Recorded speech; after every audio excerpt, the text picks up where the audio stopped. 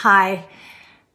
So I want to talk about contact with beings, you can call them ETs, you can call them aliens, you can say ships, you can say anything you want. But the reason why I want to talk about it is because I was recently interviewed by MUFON, which is an agency organization that collects data on people that have had contact. And I've had contact since a young child, just haven't really talked about it a whole lot. So it was a really thorough interview. It was actually really fun because this stuff doesn't scare me like it does. Unfortunately, it traumatizes a lot of people. And I think what happens when they actually start to work through it, then they find that there's this really beautiful connection that happens after that first contact or mini contacts. Now, I can't say that, all of them are like that. I haven't had those experiences, but I know other people have. So not to put those aside.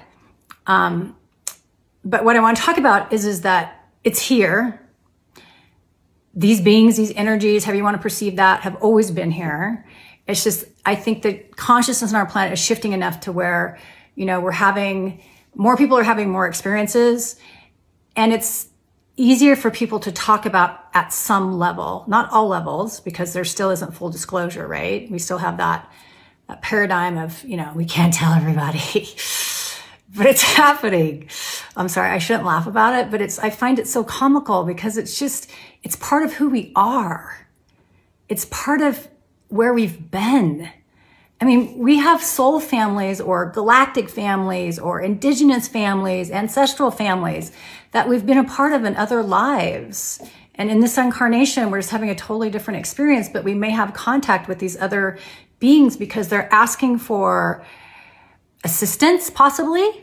Maybe they're asking to communicate because they want you to know that you're actually being supported. And I have goosebumps as I'm talking about that, so I know that's a true statement. And that they're here. And that if you're not scared or in fear, then you can actually communicate with them, which is a beautiful process. And I've had a couple people reach out recently in privacy, talking about this topic. So I want to just put it out there that, I've been in ships, I've been abducted, however you want to perceive that. It didn't scare me personally. I channel, so I understand who I'm connected to energetically, and I know that frequency, and it's an expanded frequency. So it's a safe frequency, let's just put it that way. So again, they are there. I know lots of people have seen them. You can call them they, like Christopher Nolan does in his movie, or you can call them any name that you want. But they're here to support us. They're not here to harm us. That's my experience. I can't say that's everybody's, but that's been my experience. And the more that we connect with them, I believe, the more information that we're going to gain. And the more multisensory experiences that we can have and be in different worlds at the same time as we're going back and forth and communicating, because our energy can do this. It waves, it reverberates. Doesn't mean that you're not in alignment. Doesn't mean that you're not grounded here, because you are. You just have this ability to connect to all these beautiful beings. Okay, so that's my tip for today. See you next time.